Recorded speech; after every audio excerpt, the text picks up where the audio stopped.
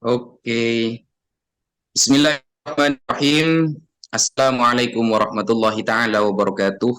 Alhamdulillah wassalatu wassalamu ala Rasulillah Sayyidina Muhammad ibn Abdullah wa ala alihi wa sahbihi wa man wala amma ba'd. Sahabat muslimin yang dirahmati oleh Allah, pada kesempatan kali ini kita akan membahas bahwa ajaran para nabi sejak dulu hingga sekarang, orang-orang yang menjadi utusan Allah semuanya mengajarkan tauhid, mengesahkan Allah Subhanahu wa taala, hanya menyembah kepada Allah Subhanahu wa taala. Tidak ada istilah dui tunggal atau tritunggal. Inilah ajaran para nabi sejak terdahulu. Mari kita simak penjelasan Mas Kiryos Muto dalam versi kitab non muslim. Nanti akan kita tambahi bagaimana pendapat Al-Qur'an, hadis dan para ulama. Sekian, silakan Mas Muto. Baik, terima kasih Ustadz. Assalamualaikum warahmatullahi taala wabarakatuh. Pemirsa semua, semoga dalam lindungan atau dalam rahmat Allah Subhanahu wa taala. Baik, kali ini kita akan membahas dalam kitab terdahulu mengenai Tuhan itu esa atau dia itu mempunyai rangkapan di dalam dirinya maupun di luar dirinya. Baik. Kita mulai dari Ulangan 4 nomor 35. Oke. Di sini dikatakan bahwa di Ulangan 4 nomor 35, engkau diberi melihatnya untuk mengetahui bahwa Tuhanlah Allah, tidak ada yang lain kecuali Dia. Nanti di nomor 39, sebab itu ketahuilah pada hari ini dan camkanlah bahwa Tuhanlah Allah yang di langit, di atas dan di bumi, di bawah tidak ada yang lain. Jadi Tuhan itu ya cuma Allah, nggak ada yang lain lagi, baik yang di atas bumi maupun di bawah bumi. Dan di sini adalah pesan yang terkenal dari Musa terhadap Bani Israel. Di Ulangan 6 nomor 4, di situ dikatakan, dengarlah hai orang Israel, Tuhan itu Allah kita, Tuhan itu esa. Sekali lagi, Musa mengajarkan kepada Bani Israel bahwa Tuhan itu esa, tunggal. Hal senada pun diulangi oleh utusan selanjutnya, yaitu Yesus. Jadi saya ngambil poin-poin yang penting aja. Nanti teman-teman bisa eksplor semua ya, diperkuat lagi argumennya. Jadi waktu Yesus itu bersoal jawab dengan para ahli Taurat, Yesus ditanya tentang hukum yang terutama. Lalu Yesus menjawab, hukum yang terutama ialah, dengarlah hai orang Israel, Tuhan Allah kita, Tuhan itu esa. Nomor 30, kasihlah Tuhan Allahmu dengan segenap hatimu dan dengan segenap jiwamu dan dengan segenap akal budimu dan dengan segenap kekuatanmu. 31, dan hukum yang kedua ialah kasihlah sesamamu manusia seperti dirimu sendiri. Tidak ada hukum lain yang lebih utama daripada kedua hukum ini. Lalu kata ahli Taurat itu kepada Yesus, tepat sekali guru. Guru ya, bukan Tuhan. Benar katamu bahwa dia, Tuhan, itu esa.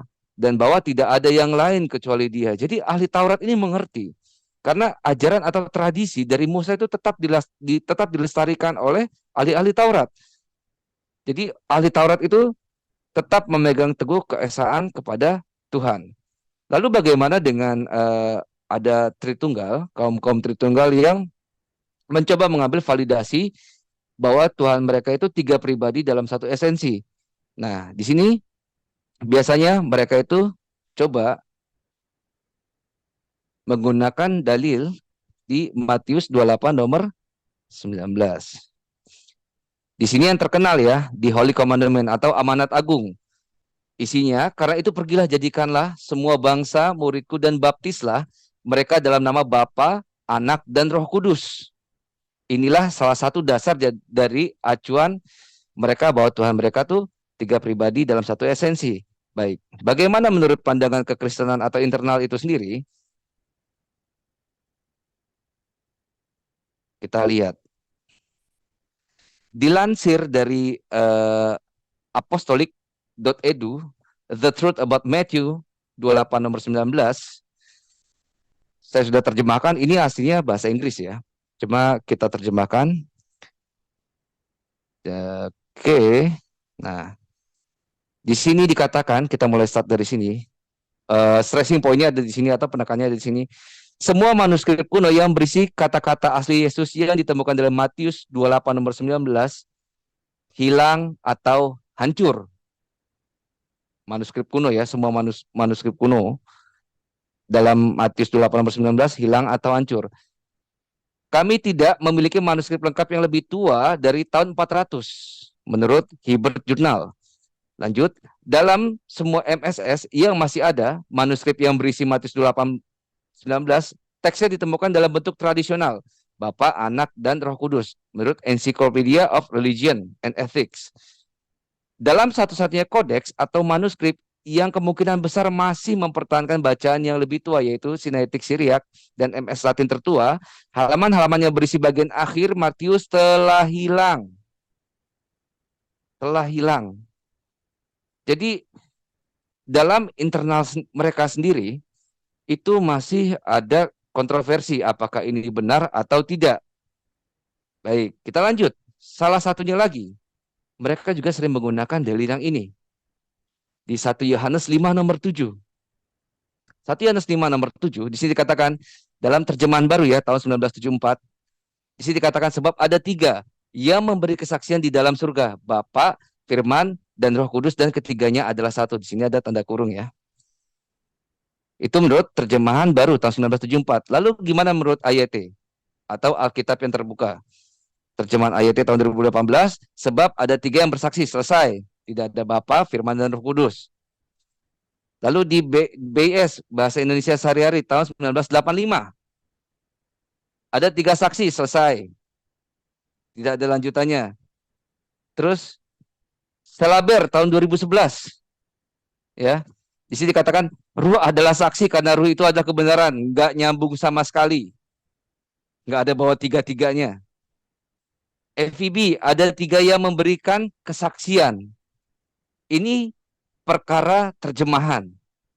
Lalu bagaimana kita lihat dalam tafsiran atau catatan yang di sini? Jika kita klik, kita masuk ke Yerusalem, footnote Yerusalem. Di sini dikatakan 1 Yohanes 5, 7, 8, di sini dikatakan, bagian ayat ini tidak terdapat dalam naskah-naskah Yunani yang paling tua dan tidak pula dalam terjemahan-terjemahan kuno, bahkan tidak dalam naskah-naskah paling baik dari Vulgata. Vulgata ini teks Latin ya. Bagian ini kiranya aslinya sebuah catatan di pinggir halaman, salah satu naskah terjemahan Latin yang kemudian disisipkan ke dalam naskah-naskah oleh penyalin, dan akhirnya bahkan disisipkan ke dalam beberapa naskah Yunani. Karenanya bagian ini pasti tidak asli, bukan kata Muslim.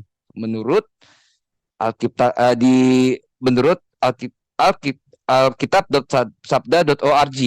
Nanti bisa masuk ke sini dan dicek. Itu kurang lebih Ustadz Wafi. Monggo silakan lanjut Ustadz.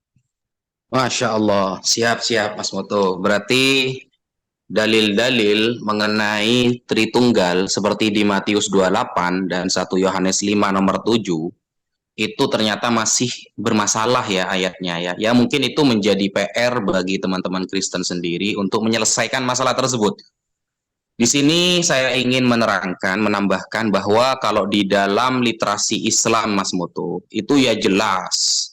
Di dalam literasi Islam itu sangat jelas sekali bahwa Allah Subhanahu wa taala dan Rasulullah dan para ulama semuanya mengajarkan kepada kita yang namanya ajaran para nabi itu dari dulu ya tauhid. Tidak ada dui tunggal atau tritunggal. Contoh, kita buka di dalam surah Al-Anbiya ayat ke-25. Di sana Allah berfirman, "Wa ma arsalnaka min qablika min rasulin", tidaklah kami mengutus sebelum engkau wahai Muhammad seorang utusan, illa nuhi ilaihi, kecuali pasti akan kami beri wahyu kepada dia, annahu la ilaha illa ana, tiada Tuhan yang berhak disembah kecuali saya, fa'budun, maka sembahlah aku. Gak ada istilahnya dibeda-bedain, ini juga disembah, firmannya juga disembah, gak ada. Ya sudah, Allah itu dengan menyembah Allah semuanya akan terwakili. Kalau hanya menyembah firman, maka kan kita tidak menyembah maha hidupnya Allah, maha kuasanya Allah, maha berkehendaknya Allah. Itu kan sifat. Kalau hanya firmannya saja yang disembah, tidak mewakili penyembahan yang lain. Sedangkan kalau kita menyembah Allahnya, maka segala sifat kesempurnaan itu terwakili atas penyembahan tersebut. Dan itu diperkuat oleh sabda Rasulullah SAW di dalam Sahih Bukhari, jalur Abi Hurairah radhiyallahu an. Qala Rasulullah SAW, ana aulan nas bi Isa bin Maryam. Kata Rasulullah, aku lebih utama daripada Isa putra Maryam. Fid dunya wal akhirah, baik di dunia maupun di akhirat. Wal anbiya'u ikhwatul li'allat. Dan para nabi itu semuanya itu saudara seayah. Wa ummahatuhum syatta, ibu-ibu mereka memang berbeda-beda. Wa dinuhum wahid, tetapi agama mereka satu. Seluruh utusan Allah agamanya satu. Menanggapi tentang hadis ini, Al-Imam Ibnu Hajar Al-Asqalani di dalam Fathul Bari Syarah Sahih Bukhari mengatakan, wa makna al-hadis anna asla dinihim wahid wa huwa tauhid. Jadi makna maksudnya semua utusan Allah agamanya satu, maksudnya itu beragama tauhid, hanya mengesahkan Allah. Wa ini ikhtalafat furu'us syara'i, meskipun ya ajaran syariatnya berbeda-beda, tetapi ajaran ketuhanannya semuanya sama. Dan itu diperkuat lagi oleh surah An-Nahl ayat ke-36. Allah berfirman, walaqad ba'atsna fi kulli ummatin rasulan, sungguh kami telah mengutus setiap umat itu rasul, utusan. Yang isi dari dakwah Rasul itu ani'budullaha wajtanibut taguts, sembahlah Allah dan jauhilah taguts. Faminhum man hadallah wa minhum man haqqat alaihi dhalalah. Ada dari kaum itu nantinya yang mendapatkan hidayah dari Allah, ada yang dalam kesesatan. Nah, dan ajaran tauhid ini sudah dari dulu itu dibuktikan oleh Al-Qur'an. Contoh di dalam surah Al-A'raf ayat 59. Laqad arsalna Nuhan ila qaumihi. Sungguh kami telah mengutus Nabi Nuh kepada kaumnya. Faqala ya qaumi ibudullaha ma lakum min ilahin ghairu. Wahai kaumku, kata Nabi Nuh, sembahlah Allah, tiada Tuhan yang berhak disembah kecuali Dia. Diteruskan setelah Nabi Nuh wafat diganti Nabi Hud alaihi salam. Di dalam surah Al-A'raf ayat 65, wa ila adin akhahum huda. Lalu kami utus Nabi Hud kepada kaum Ad. Qala ya qaumi ibudullaha ma lakum min ilahin ghairu. Wahai kaumku, kata Nabi Hud, sembahlah Allah, tiada Tuhan yang berhak disembah kecuali Dia. Diteruskan lagi oleh Nabi Saleh alaihi salam. Wa ila Thamud akhahum Salihah. Kemudian kami utus kepada kaum Samud Nabi Saleh. Qala, Nabi Saleh mengatakan, ya qaumi ibudullaha ma lakum min ilahin ghairu. Wahai kaumku, sembahlah Allah saja, tiada Tuhan yang berhak disembah kecuali Dia. Tertulis di dalam surah Al-A'raf ayat 73. Diteruskan lagi oleh Nabi Syu'aib. Tertulis dalam surah Al-A'raf ayat 85. Wa ila Madyana akhahum Syu'aiba. Dan kami utus kepada masyarakat Madyan, yaitu Nabi Syu'aib. Qala ya qaumi ibudullaha ma lakum min ilahin ghairuh. Kata Nabi Syu'aib sama. Wahai kaumku, sembahlah Allah saja, tiada Tuhan yang berhak disembah kecuali Dia. Nah, terus sampai zaman Nabi Isa. Di zaman Nabi Isa bagaimana? Apakah Al-Quran menerangkan bahwa Nabi Isa itu mengajarkan tauhid dan mengaku bahwa mereka adalah umat Islam? Itu tertulis di dalam surah Ali Imran ayat 52. Falamma ahassa Isa minhumul kufr. Ketika Nabi Isa sudah mulai merasakan keingkaran dari kalangan Bani Israel, qala man ansari ilallah. Nabi Isa mengatakan, siapa yang akan menegakkan agama Allah? Qala al-hawariyuna nahnu ansarullah. Hawariyun, umat Nabi Isa yang setia kepada Nabi Isa mengatakan, kamilah yang akan menegakkan agama Allah. Amanna billah washhada bi anna muslimun. Kita beriman kepada Allah, kata Hawariyun, washhad, dan saksikanlah bi anna muslimun, bahwa kami adalah orang-orang muslim. Itu jelas sekali ayatnya. Kemudian Nabi Isa juga mengajarkan agar tidak mensyirikkan Allah, bahwa Nabi Isa mengajarkan kepada umatnya tidak ada sisi ketuhanan dalam dirinya. Itu tertulis di dalam surah Al-Maidah ayat ke-72. Laqad kafaral ladzina qalu innallaha huwal masihu Isa bin Maryam. Sungguh telah kafir orang yang mengatakan bahwa Allah itu adalah Isa putra Maryam. ayat ini bukan hanya membantah oneness yang mengatakan Yesus adalah Allah, tapi ayat ini juga membantah seluruh ungkapan, semua ungkapan yang menisbatkan ketuhanan kepada diri Nabi Isa. Tidak ada sisi ketuhanan dalam dirinya. Wa qala al-Masih, Nabi Isa mengatakan, ya Bani Israel, wahai Bani Israel, u'budullaha rabbi wa rabbakum. Sembahlah Allah yang dia adalah Tuhanku dan Tuhan kalian. Innahu may yusyrik billahi faqad harramallahu alaihil jannah. Barang siapa yang menyekutukan Allah, maka sungguh Allah telah mengharamkan surga bagi mereka, wa ma'wahun nar, dan tempat kembalinya di neraka. Itu yang disampaikan Nabi Isa sendiri di dalam Al-Quran. Jadi narasi Nabi Isa itu diulangi oleh Allah di dalam Al-Quran, itu bukti bahwa agama para nabi sejak dulu sampai Nabi Muhammad SAW itu mengajarkan tauhid, hanya menyembah kepada Allah yang Esa. Ya mungkin itu yang bisa saya sampaikan, Mas Muto, dan teman-teman jangan lupa dilihat di deskripsi video.